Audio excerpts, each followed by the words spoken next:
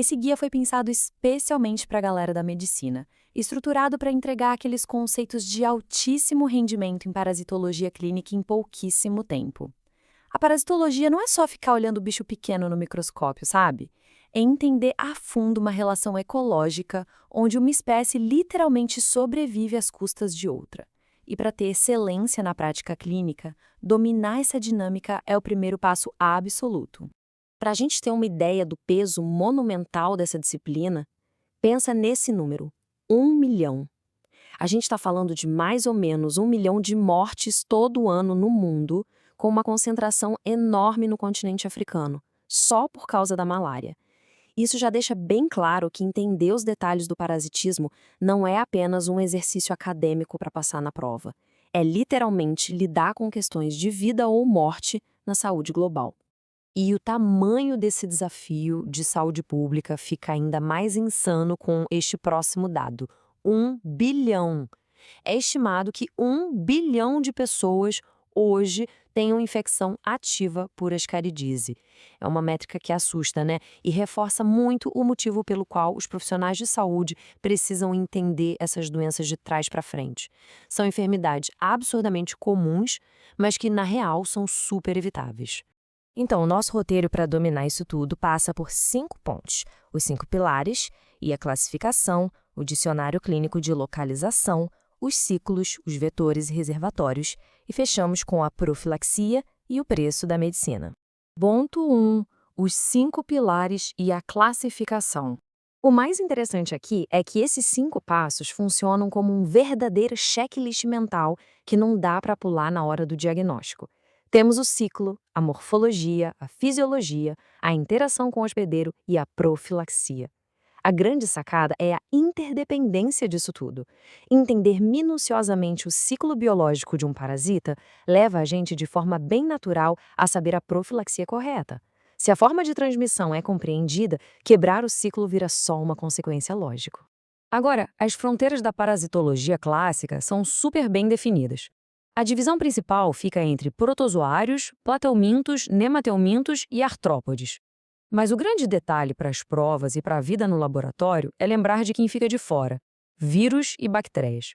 É claro, o vírus é, por definição, um parasita intracelular obrigatório, mas nos compêndios clássicos ele pertence à microbiologia.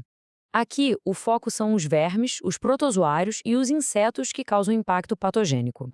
Mas olha só, a biologia sempre tem uns fatos de cair o queixo, como é o caso do grupo Nematomorpha. É totalmente surreal. Embora eles não sejam um foco das emergências de hospitais humanos, eles mostram um poder radical do parasitismo evolutivo. São vermes que crescem dentro de insetos e bagunçam tanto o hospedeiro que literalmente forçam gafanhotos a agir como verdadeiros zumbis, buscando água para cometer suicídio, tudo isso só para o verme conseguir sair na água e dar sequência à própria reprodução. É fascinante e mostra a complexidade das interações da natureza. Ponto 2. Dicionário clínico focado em localização. A primeira diferença básica está no endereço da dependência, digamos assim. Ectoparasitas de um lado, endoparasitas do outro. Os ectoparasitas, tipos conhecidos piolhos, tiram os recursos agindo da porta para fora do hospedeiro. Já os endoparasitas, como as lombrigas do gênero Ascaris, entram no organismo, fazendo estrago lá por dentro mesmo, no nosso sistema. E isso leva a gente direto para um conceito que despenca em testes clínicos: o órgão de eleição. Na parasitologia, existe uma brincadeira clássica que chama esse local de o motel dos parasitas. Basicamente, é aquele ambiente dentro do corpo que a evolução escolheu a dedo como perfeito para a moradia do parasita na fase adulta, onde a reprodução acontece. Para o Ascaris lumbricoides, por exemplo, o intestino delgado é o seu órgão de eleição por excelência. Mas o problema real, a complicação de verdade, começa quando o invasor erra o trajeto. Nasce aí o parasito errático. O perigo clínico aqui é gigantesco. Imagina um verme adulto de Ascaris que se perde no meio do caminho e acaba migrando ativamente para os ductos biliares do fígado ou para o apêndice. O resultado? Complicações cirúrgicas severas, totalmente de surpresa, como uma apendicite aguda deflagrada só pela presença física de um parasita adulto fora do lugar. Seguindo em frente, ponto 3. Dicionário Clínico de Ciclos e Hospedeiros. A arquitetura do ciclo de vida é o que dita toda a política de saúde. Um ciclo monoxeno, como o nome já diz, precisa de um hospedeiro só. A ascaridíase exemplifica isso muito bem, pulando direto de um ser humano para outro. Já o ciclo heteroxeno é tipo um quebra-cabeça evolutivo que exige múltiplos hospedeiros diferentes para fechar todas as fases da vida do parasita, o que com certeza aumenta demais a complexidade de qualquer plano de controle sanitário. E quando a gente fala desses ciclos heteroxenos, surge uma regra de ouro indispensável: a diferença entre hospedeiro definitivo e intermediário. O hospedeiro definitivo é aquele que, obrigatoriamente, abriga a fase adulta e a reprodução sexuada do parasita. O intermediário serve como uma incubadora para a fase larval, a fase imatura. A esquistossomose mostra isso magnificamente. Os humanos atuam como hospedeiros definitivos para o verme adulto, enquanto aquele pequeno caramujo na água doce funciona como um intermediário obrigatório. Vamos para o ponto 4, vetores e reservatórios. Tem um detalhe técnico aqui de extrema importância. O vetor biológico não é só um meio de transporte qualquer. Ele é uma parte ativa do ciclo. O parasita obrigatoriamente se multiplica dentro dele. É só pensar no mosquito da malária. Por outro lado, o vetor mecânico atua só como táxi físico acidental, carregando patógenos pelo lado de fora mesmo, sem que ocorra nenhum desenvolvimento do parasita durante essa viagem. Somando a isso, a gente tem o baita problema dos reservatórios ecológicos. Animais silvestres que mantêm o parasita sempre vivo lá na natureza funcionam como esconderijos blindados, transformando a missão de erradicar certas doenças num trabalho quase impossível. E, em paralelo, a parasitemia entra como um indicador clínico de muito peso.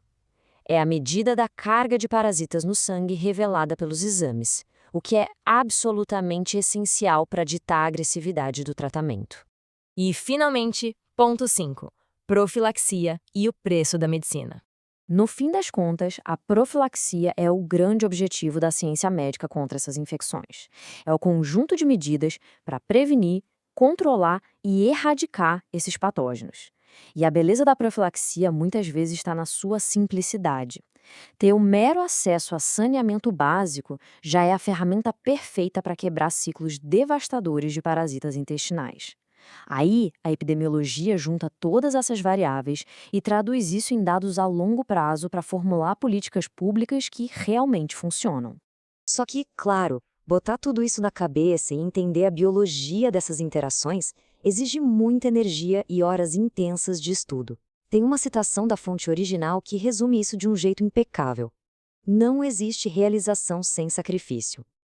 O enfrentamento rigoroso dos livros, o decifrar dessas morfologias todas e as vias de transmissão é um sacrifício árduo, com certeza, mas super honroso para quem almeja alcançar a excelência na medicina.